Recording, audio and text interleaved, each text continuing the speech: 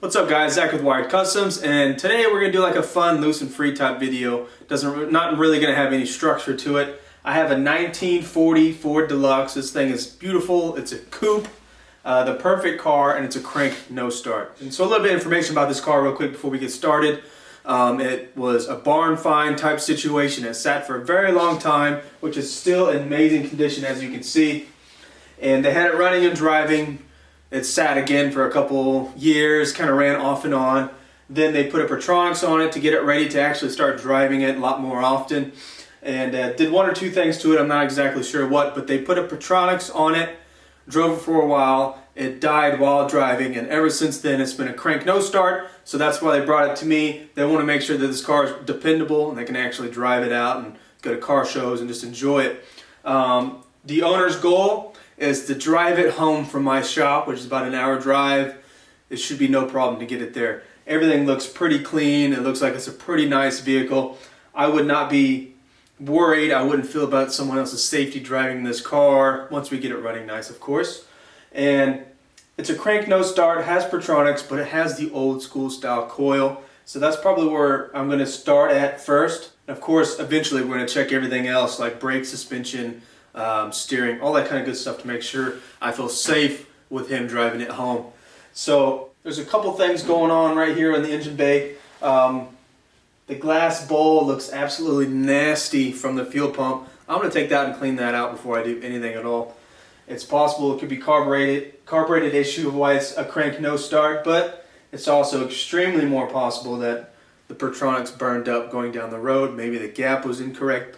Some people don't know that you actually have to gap a Pertronics, but also you have to have a Pertronics style coil to run with your Pertronics. And this one has original style coil, which I can tell it's more than likely that that coil burnt up the Pertronics itself, but we'll look into it and see how everything goes. Cleaning these gas bowls is pretty easy. I'm just going to throw a rag underneath it because they always leak when you try to take them off. And this one looks really nasty, so I want to capture as much of that as I can. And you just unscrew the bottom. It's just a screw that pushes it up against the gasket. You unscrew it.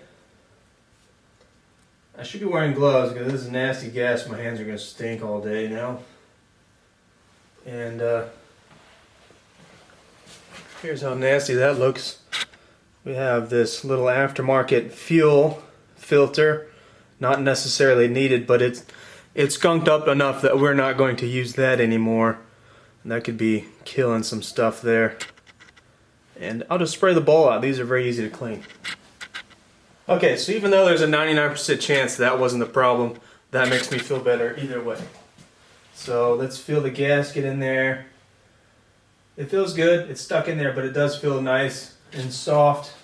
So we'll just throw this back on here with no worries. And I am not going to put that nasty filter back on it. It doesn't need it. Sure, it can help, but in this case, that one is making it worse. That's tight, not going anywhere. Okay, so the first thing I'm going to do is confirm that it's a crank no start. And I've had the battery on a charger for a while. It's at 6.5 volts, so that's good enough to start it. This is still a 6 volt positive ground system. So what I want to do, first thing, before I make any changes, is I'm going to split open the carburetor and I'm going to fill it full of gas. Now you can do that by pouring it right here into the vent. Not every single 94 has that vent. They're a little bit different years, but in this case I do not have a little needle to fill that vent up, and I am actually just going to split it open, fill the bowl itself full of gas with brand new fresh gas, because part of the story is this thing's been sitting. I smelled the gas tank. Doesn't smell good, so I'm not going to be pulling gas out of that. There's no way. So let me get a flathead screwdriver. I'm going to open this up, and it looks clean. I don't think I have anything to worry about here. I'm going to fill it full of fresh new gas. And splitting this open does have good things that I can look inside the carburetor and see what kind of kit was used. And I can tell a lot from opening it up and looking down inside. See how everything looks, see how many times this engine's backfired, stuff like that. I would say there's more positive than negative to taking this apart.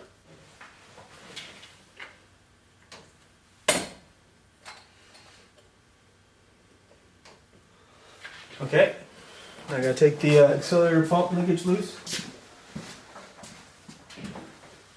Take my choke linkage loose.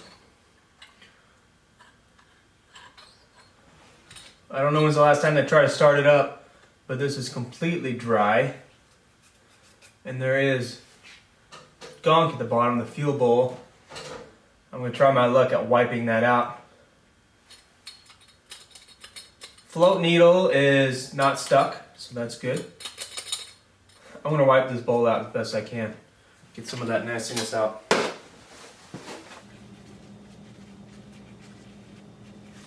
Alright, got it full of gas. Let's put the top back on.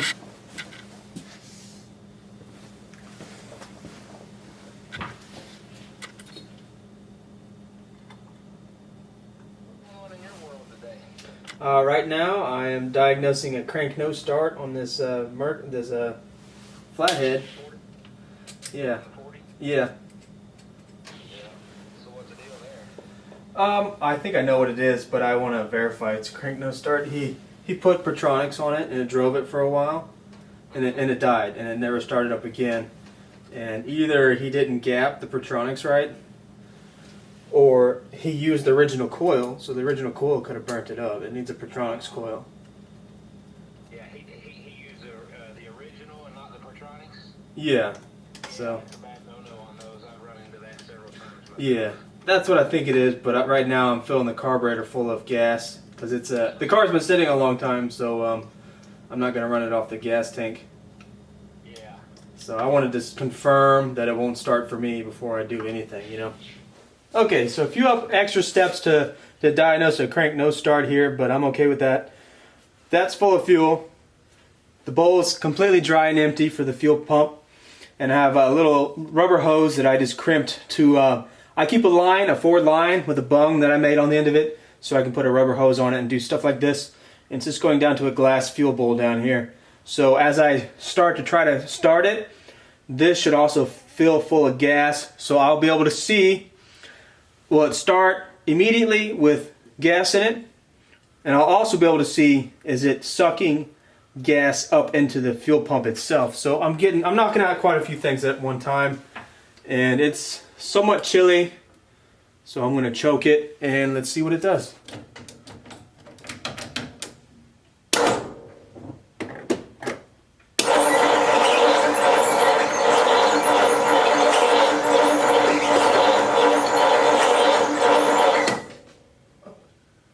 Okay, that sounds terrible.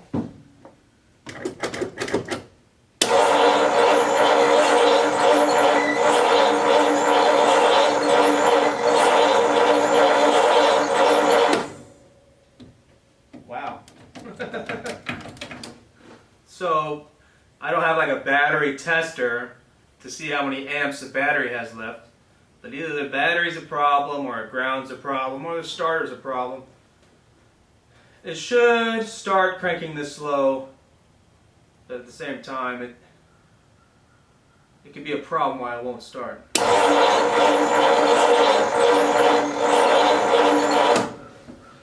So far, the fuel pump hasn't pulled any fuel up at all. It should start sucking out of here and filling this bowl first, then it'll start working. Which is strange. The lights look pretty bright. Maybe the battery's not dead. Starter having a bad wire, bad ground. Let's look at the starter wire. Should be cranking over faster, but yet it should also be cranking that slow. Turn the key back off. So here's our first wire. Take the charger off.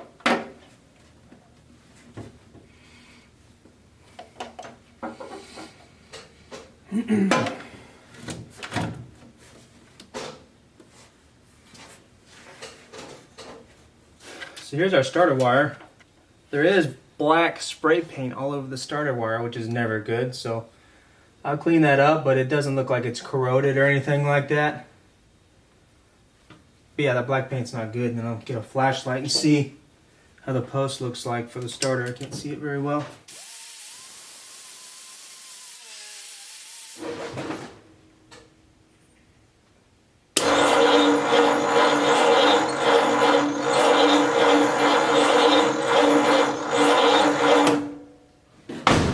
Still cranking over really slow. Alright, I'm gonna try something most people are gonna cry about online. But I'm going to isolate the starter solenoid out of the circuit and see if it starts over any faster.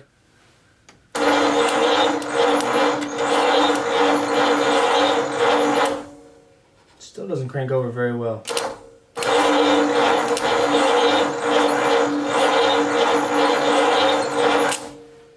Wow.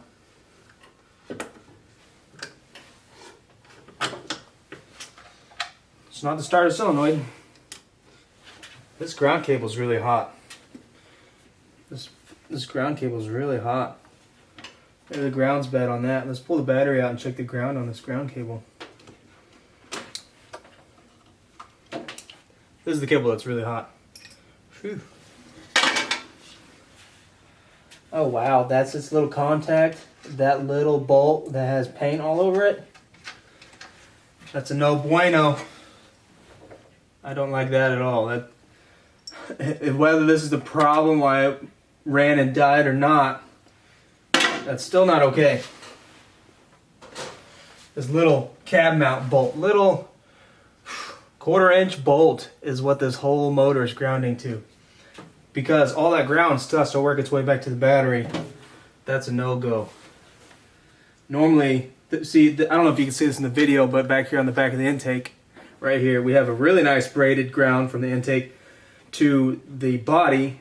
But we should be either coming off of that right to the battery or coming off of this same bolt that's to the engine straight to the motor. I always like grounding. You always, on any build, when I do flatheads, small block Chevys, anything that I build, the motor always grounds directly to the battery, even if I have to run that all the way to the trunk. I think I got a longer ground strap. Alright, here we go. This is what should have been on the car in the first place. I can ground this anywhere I want. I can even put this down there on the bell housing. Plenty of room. It's going to be very long for this application, but just trying to figure out where I want to put it. Bell housing's really dirty down there. That's what I'm going to do.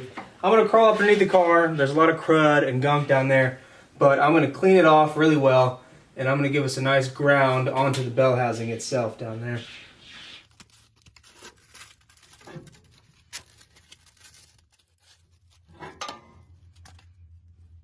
This should be clean enough. Alright, I got my ground strap. Let's see if it sounds any different starting up now.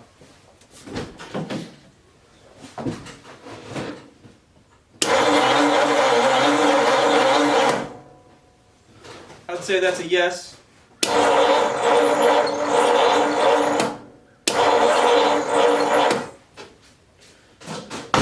It's cranking over faster now. Good sign. Still not going to start. I still believe the Pertronics is bad, so let's get a voltmeter out and making sure we're getting ignition up here. Okay, key it on. See if we have power here at the coil. There's a good ground.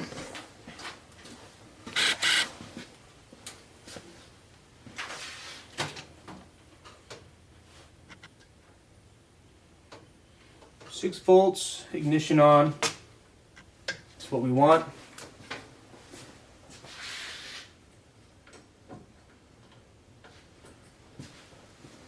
Then you got to check all the basic stuff.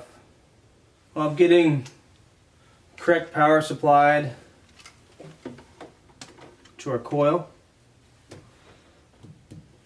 Now if this was points, I would take the wire that goes from the coil to the points. I'd take that off here on the coil and open and shut the points manually and see if that wire sparked on the coil itself. With points you can't do that. So I might do a roundabout way of seeing how this is going to go. So I can put one of my distributors on it that's points and not Pertronics and see if this will start up again. That distributor was running 6 volt ground, so a 6 volt positive ground, so it should fit right into the system and start up.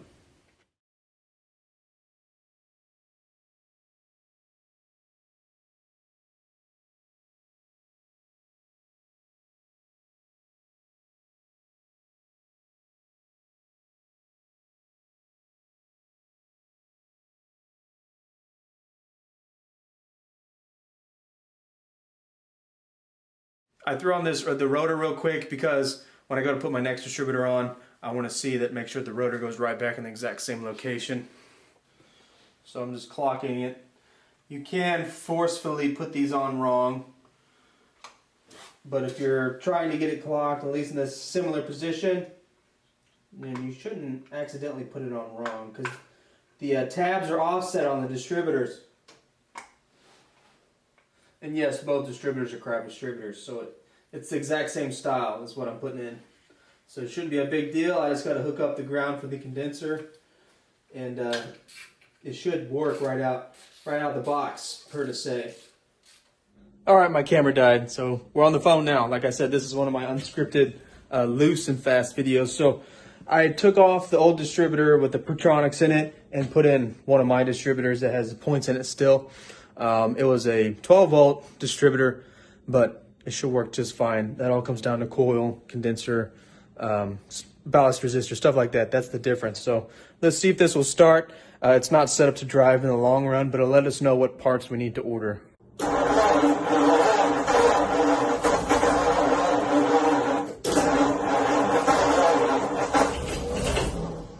No matter how much gas this has, the squirters barely squirt, so it's going to need a carb rebuild either way.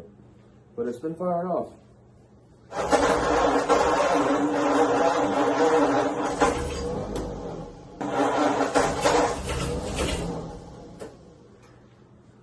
So, if this carburetor is working correctly, I'm working the gas hardcore and it would be flooded out normally. So, that's another issue, but we learned a lot. It was a crank no fire at all before with the Pertronics on it, which we figured was probably burnt up anyways. Now it's a crank fire, but won't idle, or won't stay idling, and I am like maxing out the gas, like totally maxing out the gas with the butterfly completely closed, with the choke all the way closed. And it is 65 degrees in here, which is not that cold.